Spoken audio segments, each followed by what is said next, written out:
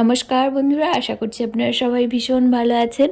আর সবাইকে জানাই শুভ জন্মাষ্টমীর অনেক অনেক শুভেচ্ছা। আশা করছি আপনারা সবাই খুব ভালো আছেন, তো ভালো থাকবেন সবাই, এই আশা নিয়েই নতুন একটা ভিডিও শুরু করছি। আর আজকে যেহেতু জন্মাষ্টমী, তো সকালবেলায় একদম স্নান টান করে চলে এসেছি রান্নাঘরে। আর আমি অন্যান্য দিন কী করি, আগে রান্না করি তারপর স্নান করি, না হলে না মানে একদম তেল চিটে হয়ে যায়, তো ভালো লাগে না। বাড়িতে মা আছে, মানে আমার মা বেড়াতে এসেছে, তো ভালোই হলো, আমার একটু সাহায্য হয়ে যাবে। মানে সব কিছু আমি বানাবো, মা একটু করে দেবে, মানে ওই গোলাগুলো মেখে দিল, তাহলে অনেকটা কাজে করবে। এখানে সব কিছু রেডি করে নিয়েছি, ময়দা, তাল, তারপরে কলাগুলো ছুলে নিয়েছি। আর বড়া পিঠের কলা কিন্তু একটু নরম হলেই ভালো হয়, এর জন্য একটু নরম কলাই ওই কাকার কাছ থেকে আনা হয়েছে। না তো এদিকে সুজিটা বসিয়ে দিয়েছিলাম, দুধটা আগে গরম করে তারপর সুজিগুলো ঢেলে দিয়েছি। আর এই যে মা কলার বড়া বানাবো, সেগুলো সব কিছু ঠিকঠাক করে দিচ্ছে। মানে আর এদিকে ওর পাপা ওকে স্নান করিয়ে দিয়েছে আজকে, মানে যেহেতু সবারই একটু তাড়াহুড়ো আছে। আমার মা কিন্তু এমনিতে সব পিঠেটাতে ভালো বানায়, আমি শাশুড়ি মাও বানাতো, আমি তো অত ভালো পারি না। তবু ওই ভাজা পিঠেগুলো তো, ভাজা জিনিস যে কোনো জিনিসই দেখবেন যেমন করেই ভাজুক, খেতে কিন্তু ভালোই লাগে। তো এদিকে লুচি বানাচ্ছিলাম, আর আমি বললাম কি যে মার হাতে যেহেতু গোলাটা লেগেই ছিল, তাই একবার দিয়ে দিতে বললাম, যে এরপরের বার আমি ভেজে নেবো। আর বাইরে কি জোরে বৃষ্টি হচ্ছে, আজকে সারা দিন ধরে বৃষ্টি হচ্ছে, কেউ কোথাও বেরোতে পারছে না।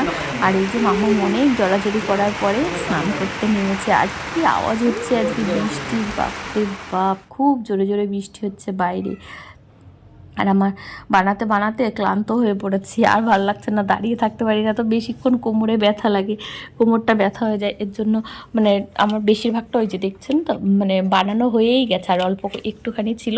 তাই মাকে বললাম যে তালের বড়াগুলো আবার দিয়ে দিতে, যেহেতু মা যখন ওই ওই আটাটা হাতে থাকছিল, মাখছিল, তাই আমি বলছিলাম যে একবার দিয়ে দিতে। আর এদিকে এই যে খিচুড়ির জন্য সব রেডি করছি, মানে চাল টাল সব বসিয়ে দিয়েছি, সবজি টবজি দিয়ে ডালটা এদিকে সেদ্ধ করছিলাম।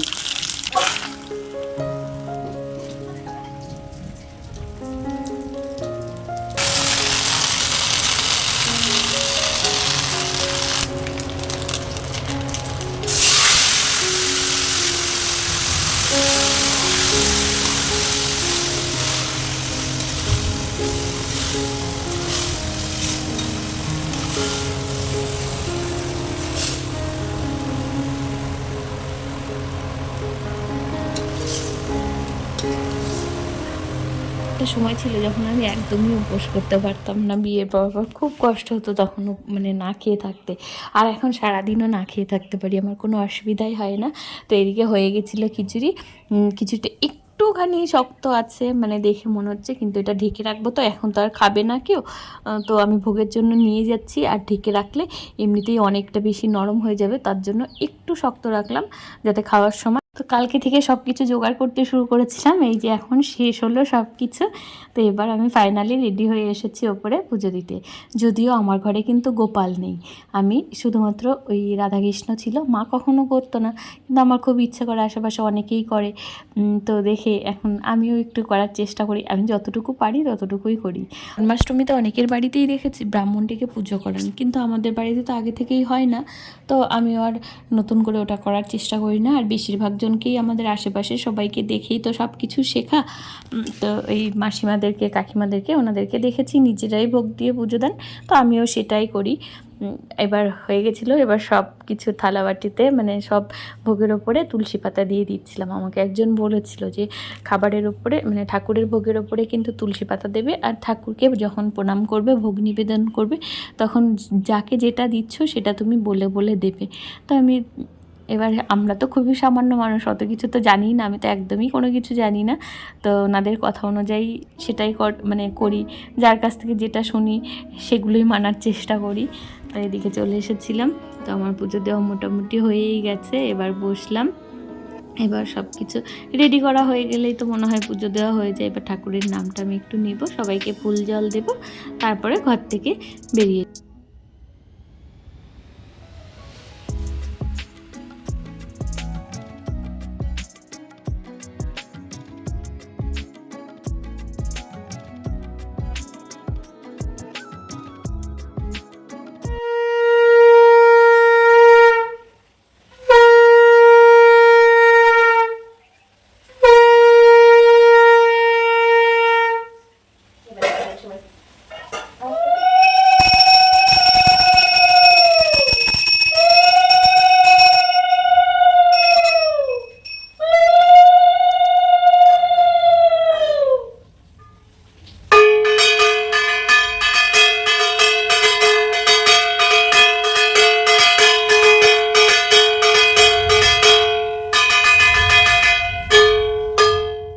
আগের বার যেমন রাতের বেলা 12টার দিকে মানে সবথেকে ভালো সময়টা ছিল, তো আগের বার রাত 12টার দিকেই পুজোটা করেছিলাম।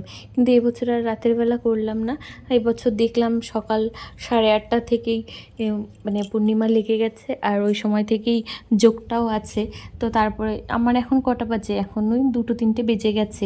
তো বিকেলবেলায় পুজোটা করে নিলাম, মানে দুপুরবেলায় মোটামুটি আর কি, বিকেল এখনও হয়নি।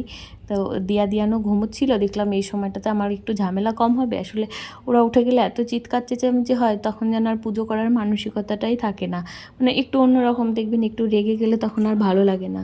কি ওরা ওরা ওঠার আগেই পুজো টুজো করে আমি যেন নিচে নেমে যেতে পারি। দিয়ানকে আনতেই চাইছিলাম, আমাদের দিয়ান যখন হলো, দিয়া আর দিয়ান, তখন দিয়ানকে আমাদের ওই বাড়ি থেকে গোপাল নামেই ডাকে। আর আমি তারপর থেকে মানে আমি ডাকি, আমি গপু বলে কয়েকদিন ডাকতাম, কিন্তু ওর পাপার ভালো লাগে না বলে এখন আর ডাকি না, এখন দিয়ান বলেই ডাকি। আর ওরা হওয়ার পরে আমার মা কিন্তু ওই বাড়িতে মানে হয় না, দেখবেন বাড়ির শাশুড়িরা, তারপর দিদারা সবাই একটু চায় কি, ঠাম্মা দিদারা আর কি চায় আমার যেন একটা ছেলে সন্তান হয়। এটা কিন্তু আমাদের সমাজ থেকে যে চলে গেছে সেটা আমরা বলতেই পারবো না, কখনো না, এখন অবধি একদম প্রখরভাবে আছে। মানে তাদের খুব ইচ্ছা যেন একটা ছেলে হয়। আমার তেমন কোনো চাহিদা কোনো দিনই ছিল না, আমি শুধু ভাবতাম যে মানে সুস্থ যেন একজন হয়। তো ভগবান তো আমাকে একজন না, একসাথে দুজনকে দিয়ে দিয়েছেন। যাক, ওরা সবাই ভালো আছে, এটাই আর কি। আর এই যে বৃষ্টি হচ্ছে, সবাই টেনে ঘুমোচ্ছে, একদম নাক ডেকে ডেকে ঘুমোচ্ছে। তো যাক, বৃষ্টির দিনে কাঁথামুড়ি দিয়ে ফ্যান চালিয়ে ওরম ঘুমোনোর একটা মজাই আলাদা। তো এদিকে আমি আবার চেঞ্জ করে চলে এসেছিলাম এই ঘরে, মানে সবাইকে প্রসাদ টোসাদ দিতে হবে, তো ওই শাড়িটা পরে ঠিক কমফোর্টেবল ফিল করা যায় না আর কি। পুজোর শাড়িটা পুজো করে খুলে ফেলাই ভালো, নাহলে আবার কাচতে টাচতে হবে। তো আমি কোনো কিছু ধরিনি, এবার এসে ভোগ টোগগুলো একটু নাড়িয়ে দিলাম, মানে তারপরে অন্য কেউ নিচে নিয়ে আসতে পারবে। আর এদিকে ওই যে বর ছাদের জল টল ছেড়ে তারপরে দেখুন এই যে সবার জন্য থালাটা বাড়ছিলাম আর কি। আশেপাশে সবাইকে, কাকিমাদেরকে, পূজাদেরকে, তারপর মাসিদেরকে, ওদেরকে সবাইকে দেবো। তো আর এরকম ভোগের থালা খেতে কিন্তু আমার ভীষণ ভালো লাগে। এরকম সাজিয়ে কেউ আমাকে একটা ভোগের থালা দেবে আর আমি বসে বসে খাবো। তো ওটা সবাইকে দেওয়া হয়ে গেছে, তারপর আমরাও খেয়ে নিয়েছিলাম। খুব ভালো একটা দিন কাটালাম আজকে। আর আমার তো এখন পূজা আর্চা করতে মানে বয়স হচ্ছে, তো বেশ ভালোই লাগে। আর এটা ছিল দইয়ের হাঁড়ি, আর দইয়ের এই যে দই দেবে, দেখুন দিয়ান কি করছে, দইটা একদম ঘেটে দিল পুরো চামচ দিয়ে। ও আর কি দেবে সবাইকেও পারে, দিতে গিয়ে একটুখানি ফেলেও দিয়েছে। ওই যে আবার আঙুল দিয়ে চেটে খেয়ে নিল আরেকজনা। এগুলোই তো মজা। তারপর ওদেরকে আগে দিলাম, আর এদিকে আমরাও খাবো। মানে ওর পাপাকে আজকে হাঁড়ি ধরেই দিয়ে দিয়ে দেবো আর কি, হাঁড়িতে যেটা পড়ে থাকবে সেটা। ওর পাপা আবার দই খেতে ভীষণ ভালোবাসে, তো আমি দিয়েছিলাম অনেকটা, খায়নি ও, আবার ঠিক ছেলে মেয়েদের জন্য একটুখানি রেখে দিয়েছে। ওরা খাবে না, ওরা দুধেরকে জোর করে আবার খাওয়াচ্ছিল পরে। তো এই যে মা এখানে বসেছে সবাইকে নিয়ে, মাকেও দিয়েছি, মাও খাবে। তো দিয়া ওই যে সব মেখে খাচ্ছিল, মানে কেউ আর হাত দিয়ে খাইয়ে দিতে দেবে না, সবাই এখন বড় হয়ে গেছে, তো নিজেরা খাবে আর জামা কাপড় সব মাখিয়ে ফেলবে। তাই যেদিকে চলে এসেছিলাম বরকে, আমি যে নাও তুমি এক হাঁড়ি খাও। আসলে ওকে চামচ দিতে পারতাম, দিইনি।